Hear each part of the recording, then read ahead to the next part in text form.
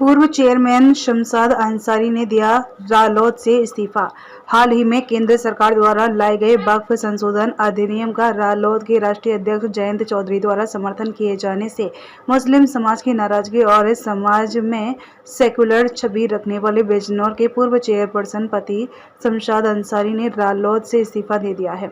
शनिवार को अपने कैंप कार्यालय पर आयोजित की पत्रकार वार्ता में शमशाद अंसारी ने रालोद से किनारा करने का ऐलान किया।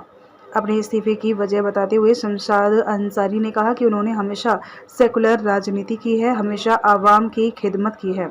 उनका राजनीति का मकसद भी यही है। राष्ट्रीय लोकदल के वरिष्ठ नेताओं ने वादा किया था कि कभी भी मुस्लिम समाज सहित किसी भी जाति धर्म के साथ नाइंसाफी नहीं की जाएगी, लेकिन रालोद ने वक्फ संशोधन बिल का समर्थन कर मुस्लिम समाज के लोगों को आहत किया है, क्योंकि लोकसभा और राज्यसभा में पारित हुए वक्फ संशोधन बिल से मुसलमान नाराज हैं। ये बिल वक्फ बोर्ड में सरकार की बेजा दखलंदाजी माना जा रहा है, जिससे लोग आहत हैं और खुद को ठगा महसूस कर रहे हैं।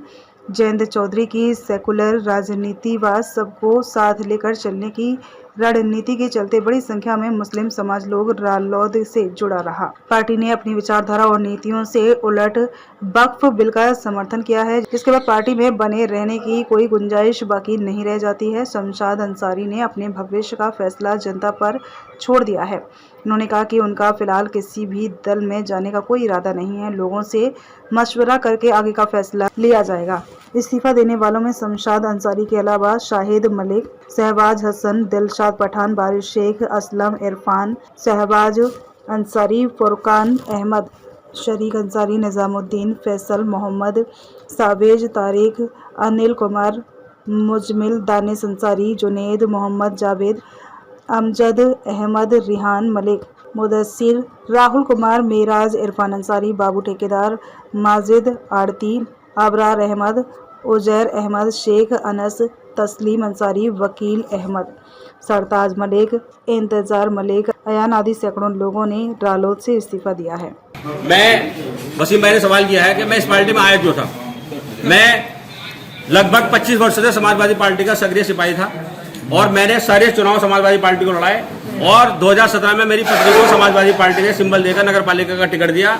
हमने भारी मतों से, आप पब्लिक के आशीर्वाद से हमने उस कुर्सी को संभाला। पूरे 5 साल मैंने समाजवादी पार्टी का झंडा उठाए रखा। मैंने ईमानदारी के साथ उसका दामन थामा और सभी आंदोलन में मैंने हिस्सा लिया।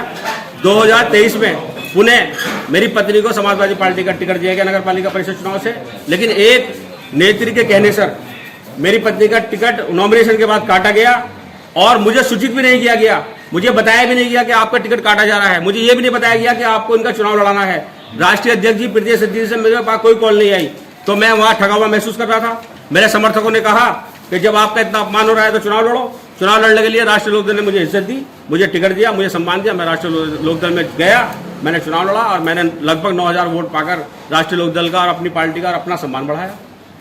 आप इतने बड़े वरिष्ठ नेता रहे हैं समाजवादी पार्टी के, आपके साथ वाकई नाइंसाफी थी। आपका टिकट काटा गया और रातों रात मतलब आपको एक तरह मिल गई, मगर आप ऐसी पार्टी चूज की जिस पार्टी का इतिहास रहा है कि वो मुसलमानों के तो वोट ले लेते हैं, मगर वो उनकी बिरादरी का मुसलमान कहने को नहीं मिलता। वसीम भाई ध्यान दे रहा है, तो आपने ऐसी पार्टी को चुनी।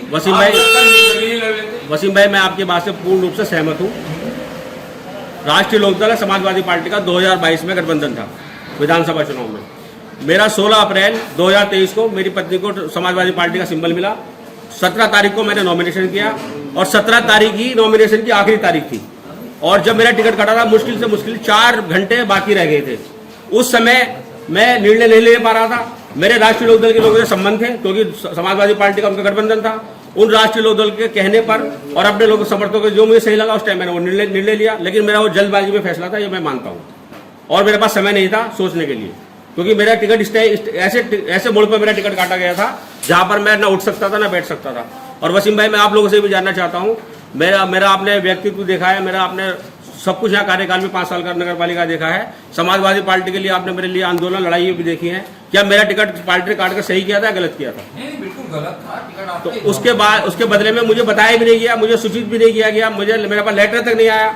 लेकिन मैं ये भी कहना चाहता हूँ कि जो चीज़ें थी वो खत्म हो गई है। पुरानी चीज़ों को मैं भूल कर नए रूप में जा रहा हूँ और अब मैं अपनी जनता के दरबार में जाऊंगा। आप कहाँ जाने का? जनता के दरबार में, मैं जनता के दरबार में जाऊंगा। अभी महीने 2 महीने हम अपने समर्थकों से राय करेंगे, मशवरा करेंगे, जो भी चीज़ होगी उस चीज़ को फॉलो किया जाएगा और सब लोगों को आपको बता दिया जाएगा। अभी फिलहाल मेरा किसी पार्टी में जाने का कोई मन है नहीं। सपा में भी वापसी? मेरा अभी कोई मन नहीं है। मैं अपने समर्थकों से राय करूंगा और फिलहाल तो मैं जनता की अदालत में जा रहा हूँ। मान लिया अगर समर्थकों ने राय दी सपा में वापसी की तो क्या बात? मैं जनता की अदालत में जाऊंगा, जनता की अदालत जो तय करेगी मैं उसको मानूंगा। नहीं, आजकल भारी भरकम मुस्लिम नेता आला समाज पार्टी की तरफ जा रहे हैं। उधर वहाँ पर मीरापुर से क्या नाम उनके जो जिन्हें लोकसभा का टिकट मिला था अमीर आजम साहब, वो अपने बेटे के साथ उसमें शामिल हो गए हैं। जी जी, मेरे उनसे अच्छे संबंध है, अमीर आलम जी से मेरे अच्छे संबंध है और उन्होंने मुझे बुलाया भी था, फ़ोन भी किया था। मेरे उनसे पारिवारिक संबंध है, उनके लड़के से मेरी दोस्ती भी है डॉक्टर साहब से। तो अभी सब चीज़ों पर विचार किया जाएगा। फिलहाल तो मैं पार्टी छोड़ रहा हूँ, मैं किसी पार्टी में जा रहा हूँ ये मुझे भी नहीं पता। अभी मैं अपने लोगों से मशवरा करूंगा तो उसके बाद ही बता पाऊंगा।